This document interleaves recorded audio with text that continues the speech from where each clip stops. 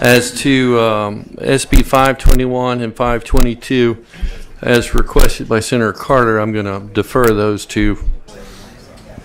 Any objection to deferring SB 521, 522 for a week? Seeing no objection, 521, 522 are deferred. So that brings us back to Senator Milkovich. Senator Milkovich, I would point out that the time is 5:03. Yep. The choice is yours, and I certainly understand if you want to go forward today. I was feeling pretty strong about going forward myself, but as far as what the time is, it's up to you. I would suggest you pick which one's more important to you out of the two and go with it first. Okay, sir. Senate Bill 325. Thank you, Mr. Chairman and members. I did ask Mr. Mahoney to be up here in case he could help me. Basically, it recognizes that abortion performed by an individual in a facility that's not licensed for outpatient abortions is a crime. This bill does little different things. It allows the governor, the DA of a parish in which an abortion facility is located, and the Attorney General, gives all of them legal authority to stop abortion facility operations, revoke a clinic's license, and permanently close a abortion facility if. So basically, Senator Mills were given 3 public officials injunctive authority to shut down an abortion clinic or revoke a license if an abortion is performed on a minor, if the baby is born and after the birth they kill the baby. It's post-birth abortion, killing a live baby after it's been born, systematically, intentionally destroying the records that are required by law, and pre-filling out the patient records and forms. And the reason the paperwork is important, senators, is because what we find in the local abortion clinic is that they have been, we believe, falsifying records and doing it in such a way that conceals abortions performed on minors and potentially abortions performed to support the sex trafficking industry. And we have said in this bill that in addition to the Department of Health, the district attorney of the parish, an attorney general, and the governor could look at the patient forms of the abortion clinic to see if they're following the law. And that's about it. I would simply add that destruction of the documents that the law requires to keep to show who the abortions be performed on, for example, the age of the patient, evidence that could help us trace whether abortions are being performed on underage patients or abortions being performed to support the sex trafficking industry as they send young girls into the abortions to kill babies that were birthed out of commercial or prostitution. It does require the LDH to move against abortion facilities for violation of the licensing rules and regulations. And it does also say that any owner or operator of an outpatient clinic that loses its license or is convicted of a criminal statute cannot go across the street and open up an abortion clinic. Do the chairman or the members have any questions? Sorry, Senator Mills for a question. Senator Mills. Thank you very much, Mr. Chairman. So are we talking about unlicensed facilities only? Or are we talking about facilities that are licensed that have some findings from Louisiana Department of Health? Tell me what we're doing from the standpoint, if you're a licensed facility, what triggers this? Okay, this bill does govern both, and so the bill applies to both licensed and unlicensed. Right. It recognizes that abortions performed in an unlicensed facility are a crime. You've got that. Yeah. But it also allows the governor, the DA, and the attorney general to file legal proceedings against illegal or licensed or unlicensed if there's underage abortions being performed, if the babies are born and they kill them after they're born alive, or if they're systematically destroying the records. And Mr. Mahoney basically, through Providence, came across proof that thousands of these forms are being falsified. So that Senator Mills We haven't really known how many abortions are being performed. We haven't known the age of the patients. We haven't known whether these abortions are being used to. Well, the reason I was asking, Sure. we passed some legislation several years ago because what was happening was an abortion clinic that had their license revocated for findings were basically reopening it under a different LLC or a different entity. So we stopped that, and any of the players that had a revocation, they were done. They could not come back. I'm trying to figure out what does this do and what triggers the license part and who determines the findings, who determines that, there's been an abortion to a minor. Who's doing the investigation and who's finding this out? Okay. Ultimately, I believe it would be a judicial determination. Great question. And perhaps we could have addressed that with greater clarity, because it does not allow the governor, the local DA, or the attorney general. It gives them the power to file a petition to enjoin, but they're not the judge. They're not the judge and the jury. They're the prosecutor. And historically, that's been the local DA, and lots of times they're overwhelmed. They don't have the finances. They don't have the staffing to take on or the willingness to take on the abortion clinic. So these three public officials could file to enjoin the clinic, but implicit in that is that it would be a court of law that would decide whether the abortion clinics are in violation of these laws and subject to closure. So I guess what I'm trying to figure out is... If I didn't answer your question, I apologize. No, and I want to work with you on this. I really do, because we had some legislation like this years ago, and I want to work with you, but it seems what I'm trying to figure out is Department of Health and Hospitals the agency that would come in with the facts and findings and start working on the license itself, to either suspend the license, revocate the license, or whatever. And then once that takes place, is that when the DAs and everybody take over? Somebody's got to make a determination of what took place in that clinic. And in a sec, actually, this broadens the scope of people. Julie Baxter did a series of. The short answer is there multiple public officials, including the LDH, would have the authority, if they received information, to go in, conduct discovery, get the records, but they all would have, all of these officials, governor, local DA, and the attorney general would have the ability to shut down the clinic, not simply the Department of Health. So this is expanding, and the reason is because you may remember Julie Baxter, you may know her, but years ago she did a series of TV documentaries, showing that the local Baton Rouge clinic had horrendous conditions. She couldn't get anybody to do anything about it. She showed that they were using the same instruments. She showed that the place was unsanitary. They showed that, that women would be screaming, and that they would not give them proper medical care. Basically, they would have to go to a hospital. I think one lady had to get a colostomy. And this is just what was documented in Julie Baxter, that they were reusing the instruments over and over and over again, and they were filthy. And at that time, and I would love to believe, and I want to believe that the LDH would enforce the law and the clinic, the basic state law at this point, but there's a history of they did not. So this gives more people jurisdiction to investigate, get the records. I hope that answers your question. Okay. If it doesn't, I apologize. No, you did a great job. Thank you. As a follow-up, and Senator Barrow is next in the line.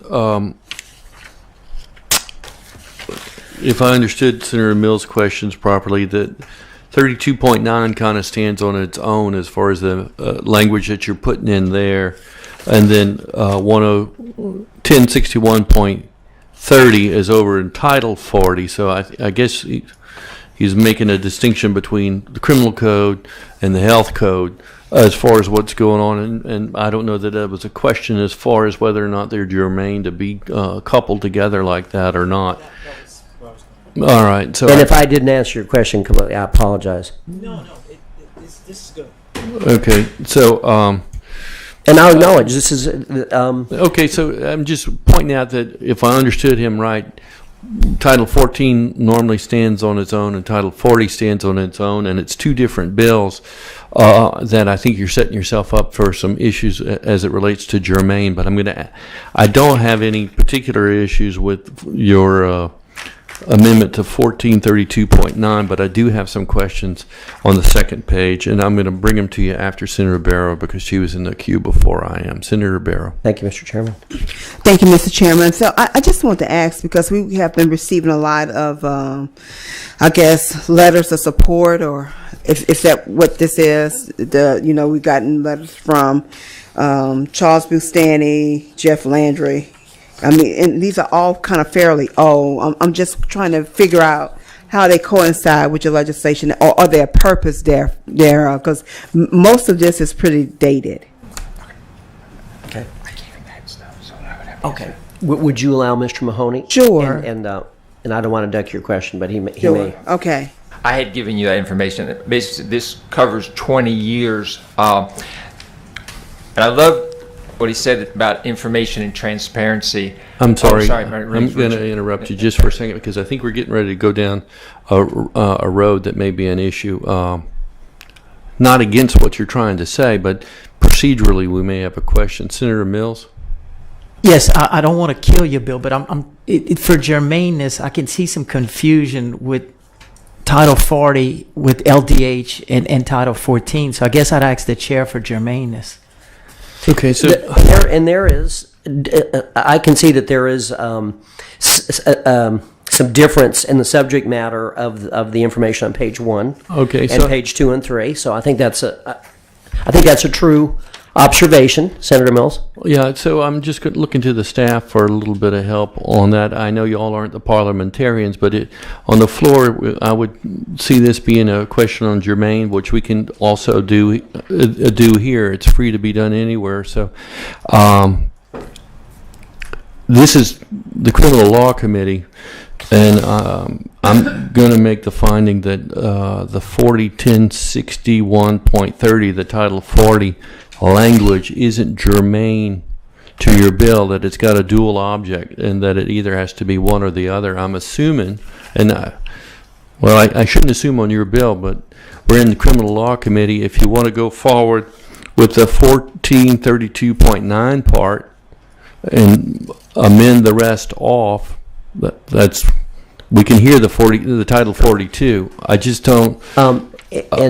And your friend here that wants to provide relevant information on Title 40, I think that would happen in health and welfare rather than here.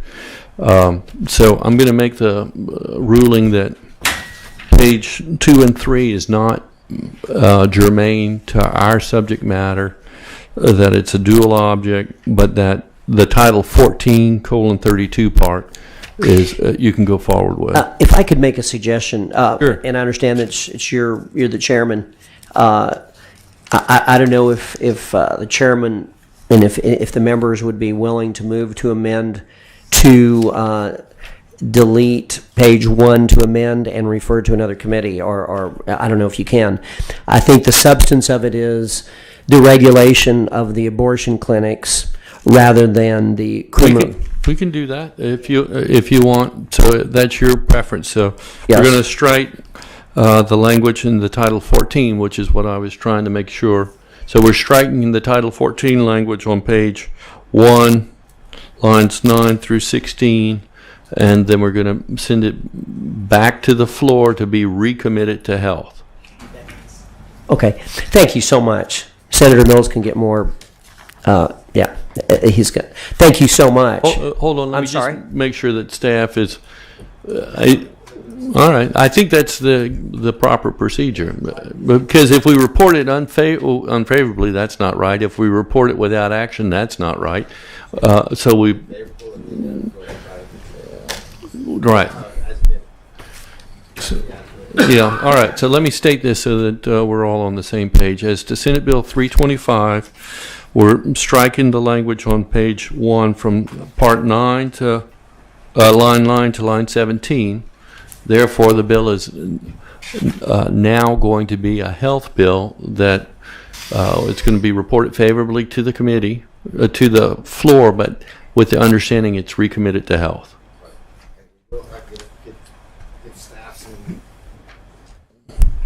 staff some leeway. We got to rework the title. what Yes. have you. Thank you, Mr. Chairman, and thank you, members. And I appreciate y'all allowing us to preserve the instrument. I hope it does some good. And I had one last, if you allow me to. Yes, sir. And this one is, if I could, So we're moving to Senate Bill 534. yes, and moving quickly, and I appreciate y'all taking the time to really thrash these bills out. I would respectfully request or hope that that a member of the committee would move to amend the bill pursuant to 2653, which shortens it, simplifies it, and then y'all can decide whether you want to advance it or not. That Right. would be. The staff, do you have an amendment provided by Senator Milkovich? We'd like to take a quick look at it.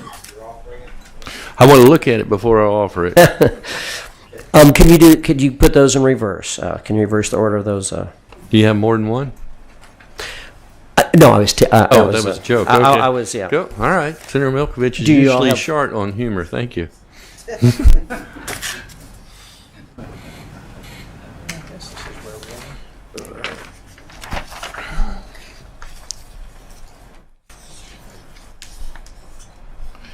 I'm just going to read the amendment for the committee so that you can be thinking about it yourself in the event that. And that would be, I intended that to be Amendment 2653. Okay, I have 2687 in my hand. Okay.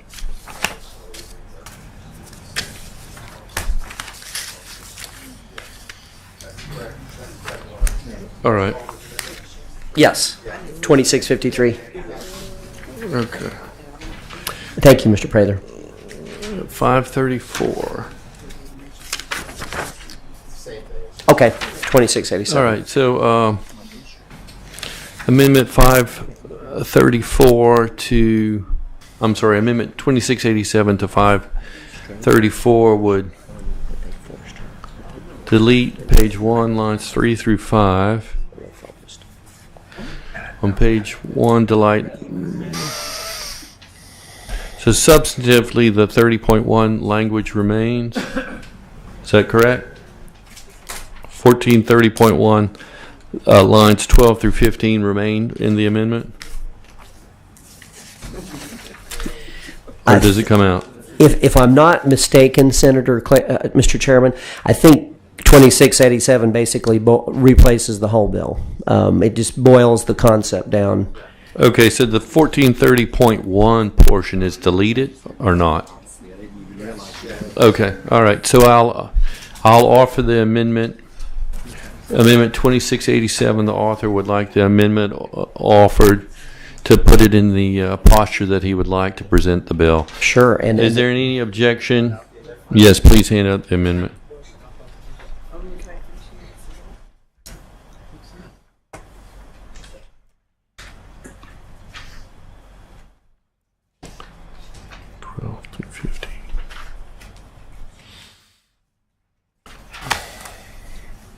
All right. You got it. All right. So as Senator Milkovich has pointed out, the amendment 2687 is essentially the bill. that's correct.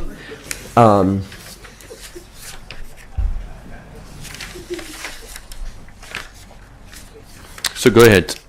Well, and I'll be the very amendment brief. does. Y'all have had a long day. It just says that coercion of abortion is a crime, and the penalties are $500 to $10,000, from 6 months to not more than 10 years, and that's forcing someone to have abortion through physical force, threat of force, denying food and shelter, or threatening to deprive food and shelter. I'll defer to any questions, and if there's no questions, I might ask Mr. Richard Mahoney, who's been working on these issues for over 20 years, to address the committee. All right. Thank you for giving us the background. The question that I'm hearing is whether or not this is presently against the law or not. So can you just, my normal question is, what does your bill do and why do we need it? So I understand what it does. Is it covered anywhere else in the laws? You know, I am not positive on that, Senator Claytor. So my short answer to that is I don't know. I will say I'm not aware of any law that makes it that criminalizes a forced abortion, so to speak. That's what the intent of this to do is if someone walks into a clinic and changes their mind and say, well, no, you've gone too far, and they basically physically force or threaten to use force. This bill does also include circumstances where someone was told if they didn't have an abortion, they would be without food and shelter, or threatened to deprive someone with food and shelter. I'm not aware of this being in the law. And as far as the circumstances of potentially justifying enacting this law, Mr. Mahoney would be. But obviously, I want to answer any questions the committee has. All right. Is Ms. Borderly still here? I can't see behind the pillar. No. All right. All right. Well, I'm going to offer the amendment. I know that's the posture that you want it in. Is there any objection to the amendment so we put it in the posture where he can vote it up or down based on that? Seeing no objection to the amendment is 2687 is adopted to 534. Thank you, Mr. Chairman. Senator Barrow for a question, and then Senator Mills. Thank you, Mr. Chairman. I would like to ask staff if they could give us some guidance in terms of what present law already states, because clearly I know it seems like since I've been here, we've actually done something to address this issue, even as it relates to the force and the threat as it relates to food and shelter. I think it's as almost as detailed as that, but I can't really remember what year that was. Yeah. Okay. All right, Senator Mills. Staff will work on that for you, Senator Barrow. Senator Mills. I guess this is a question for Senator Milkovich and maybe the chair a little bit. I know you've worked on sentencing reform. Could you address the 6 months in the 10 year? Could you send your thought process on that? Well, it basically, that it's really it's a murder. If a woman walks into a clinic with the thought of having an abortion, and she realizes the process and starts realizing the significance of the decision and changes her mind, what happens if the clinic says, well, listen, you've gone this far, we're taking the baby, stuffs something in her mouth, has staff hold her down, and forcefully takes the baby? I mean, that's perhaps the most extreme. And I mean, that's a practice in some countries such as Red China. They forcefully, but also this would. So, I guess your question is, are these penalties too severe? No, I was just asking the ration to it. Yeah, that it's really murder. Okay. Okay. Thank you, Senator Mills. Thank you. All right, and while staff is still working on this, I have an amendment that I want you to consider to your bill that does it absolutely no harm in my mind, that I'd like you to consider, and it's one of those ones when I was doing my review for your bills today that it came as a surprise to me, which is when I was looking at Title 14:2 and the definitions of a crime of violence. The feticide crimes were not listed as a crime of violence, and so Wow. I thought that with your permission, would offer an amendment to your bill that's germane. It's in Title 14 to put first, second, and third degree feticide as a crime of violence. That's a great idea. I don't know why no one thought of that before. Let me. One moment.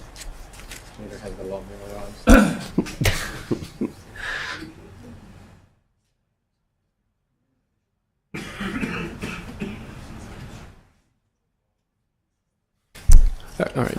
Would you pass out the amendment and give it a copy to Senator Milkovich as well? Senator Milkovich, I can tell you what the amendment, where we've had some questions from to staff about is coerced abortion already the law and some things of that sort. my amendment strips everything out of your bill and just says that criminal abortion, first, second, third, and abortion are crimes of violence.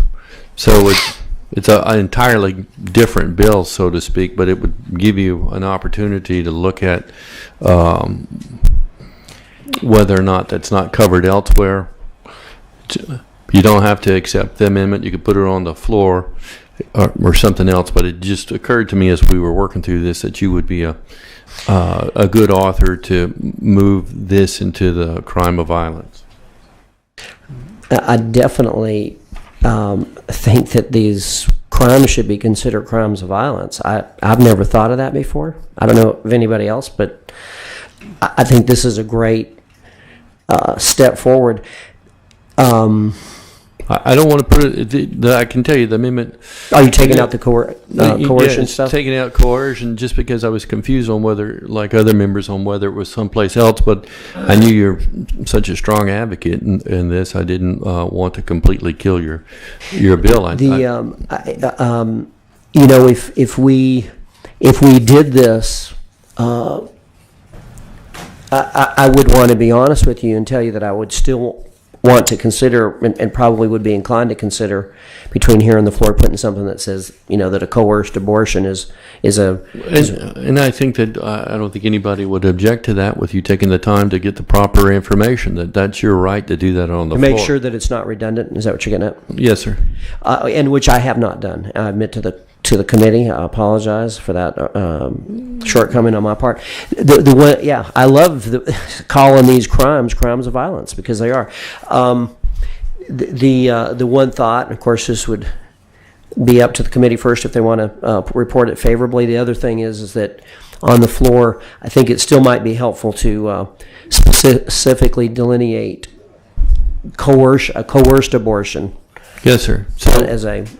And I hope that wouldn't violate the concept of your amendment. No, I just want to have a vehicle for you to come out of here that makes sense to you and give you the opportunity to study it between here and the floor if that's something you want to do. Sure. If you don't want the amendment, we don't have to do it. But are you okay with the amendment? Do I get to take credit for your idea? I think you inspired me to get there. So you can take credit for it. No, I deserve none, obviously. No, that's not true. You made me think about it. So, with your permission, are you okay with that? Yes, sir. And yes, sir, I am. So, the chair has offered Amendment 2796. What it does is Amendment 2796 removes the language from the bill, but recognizes as a crime of violence criminal abortion, first, second, third degree feticide. Is there any objection to the amendment? No objection to the amendment. With that, we'll report I'll make the motion to report your bill favorably. Thank you, Mr. Chairman. As amended. Any objection? Seeing no objection, the bill will be reported favorably as amended, and you have time to work between here and the floor on those other issues. Thank you, Mr. Chairman. I thank all the members. I know this was hard. Well, thank you. I know you've all had a long day, and I appreciate y'all working so hard on these bills. Thank you, Senator Mills, Senator White. And thank you, folks that have traveled to educate us here. Thank you for your time. With that, Senator Mills makes a motion to adjourn, and we're one on the floor. Thank you.